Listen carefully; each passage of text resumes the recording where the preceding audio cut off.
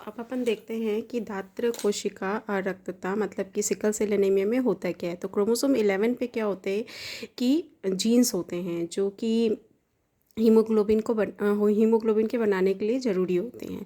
तो उसमें जो बीटा ग्लोबिन श्रृंखला का जो 6th पोजीशन होता है उसमें बदलाव आ जाता है।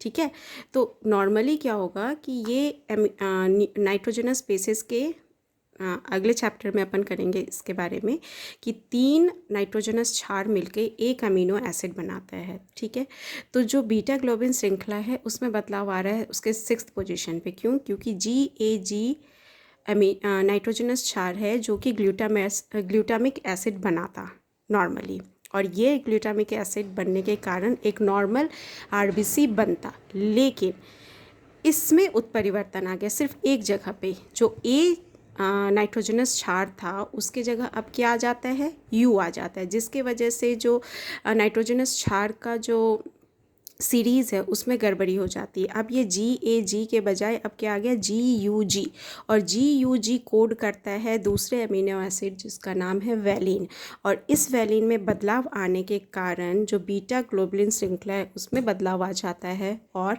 सिकल सेल एनीमिया हो जाता है। तो ये इम्पॉर्टेंट हो जाता है। क्यों? क्योंकि इससे 1 मार्क्स के क्वेश्चन पूछने के बहुत ज़्यादा चांसेस है।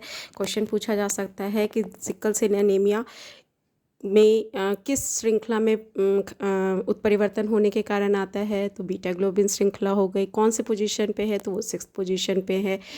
कौन से नाइट्रोजनस क्षार में बदलाव आने के कारण होता है, तो वो एडेनिन है। क्या बदल जाता है, तो वो यूरासिल में बदल जाता है। नॉर्मली कौन सा एमिनो अम्ल बनता, तो ग्लूटामिक एसिड बनता।